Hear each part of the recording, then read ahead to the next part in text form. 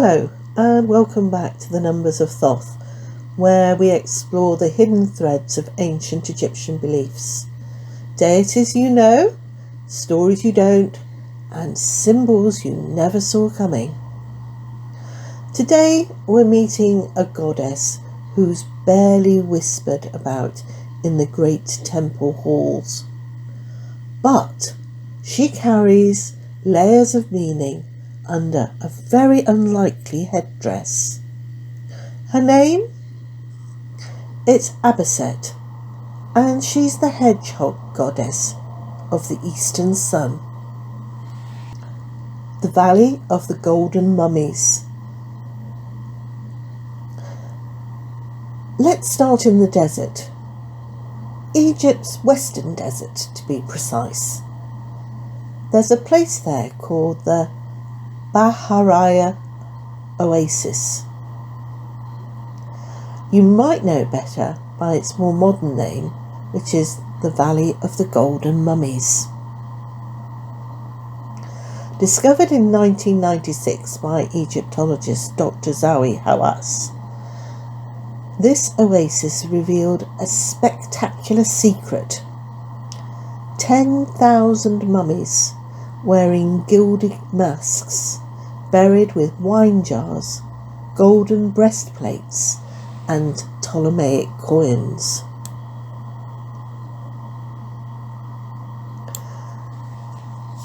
This valley was a wealthy Roman-era community made up of date farmers and winemakers.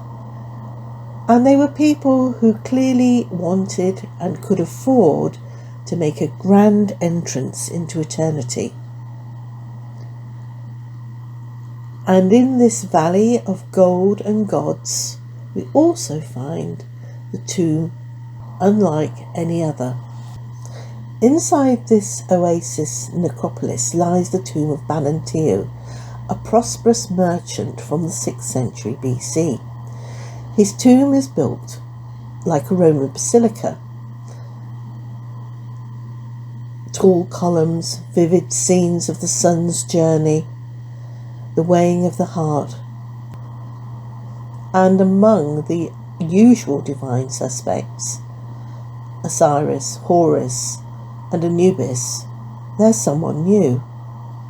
She appears just twice, but once you see her, you'll never forget her. She's a woman dressed in red, wearing a vulture headdress with a cobra on her forehead and perched right on top. So why a hedgehog? Well, the answer is that in ancient Egypt, animals were never just decoration. They were symbols, and these symbols were connected to the specific attributes of the animal. So what special powers does the humble hedgehog possess? Well, first of all, and most obvious, it has prickles. It's a highly defended animal, and then it bristles those prickles up when it gets threatened, rolling itself into a ball when it gets attacked, making it harder for a predator to run away with. It also eats nasties, such as slugs, snails, small snakes, and scorpions. And most importantly, when times get tough, it finds a place to curl up and go to sleep, or disappears underground.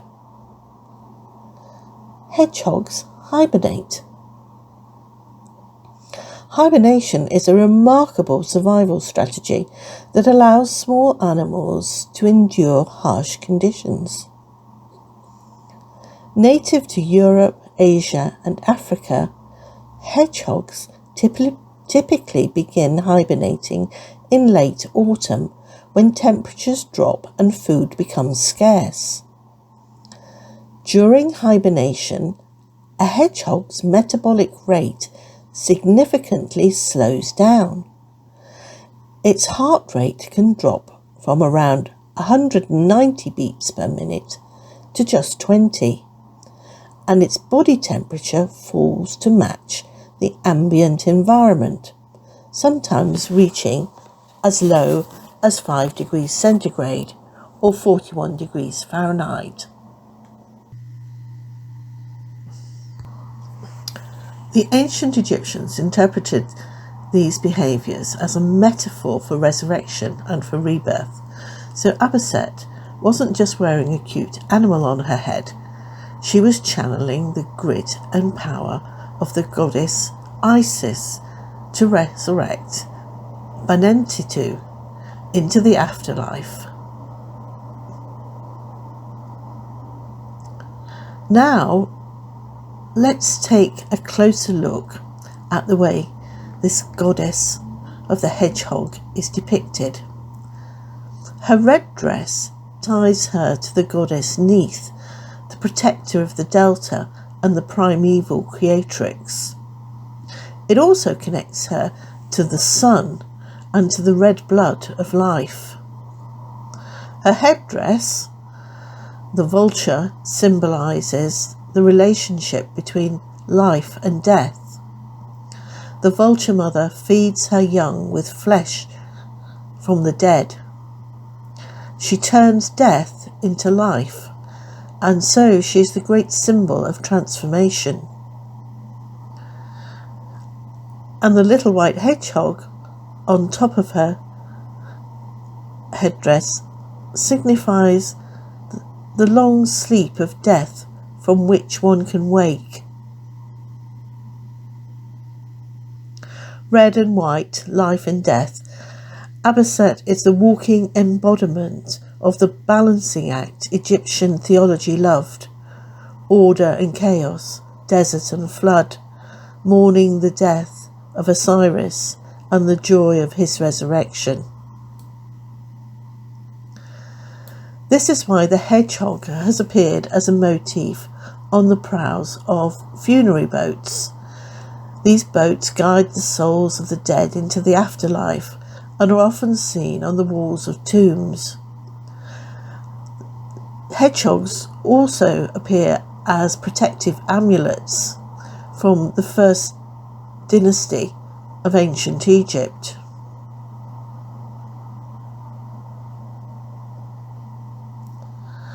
So, what exactly is Abaset's place amongst the gods? Well, she's not a member of one of the great divine families. She's not the sister of Osiris or the consort of the sun god Re. She's very much a local goddess. Her domain is the area around the Bahariya oasis. However, that doesn't mean she's not in top-notch company in Balentu's tomb. Here she is shown with the bar of Re and the gods of Heliopolis, Nut and Geb, Isis and Osiris. That means that she was more than a footnote to cosmic order to the people of this oasis town. In fact, she was a local version of the great goddess Isis. She even bears Isis's titles, Great Goddess and Mistress of Heaven. So she may have been a regional cult, but her symbolism is truly cosmic. Above all, Abaset reminds us that the ancient Egyptian religion wasn't just monolithic. It could be local and personal as well. No doubt to Balentu and his family, Abaset represented the divine power of Isis's mourning for her dead husband and his eventual rebirth. She reminds us that cosmic meaning can appear in the smallest of things, because sometimes the divine doesn't roar like a lion. Sometimes it bristles and curls into a ball and waits for the right time to emerge.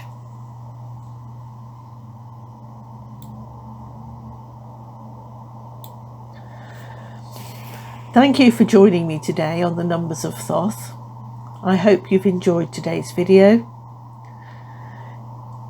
If you've enjoyed this dive into the life of a forgotten goddess, Please don't forget to subscribe and share, or leave us a comment or a review. It helps us to bring you more of these lost stories from Egypt's temples, tombs and texts. Until next time, keep your eyes open for the sacred in the small and stay safe. Goodbye.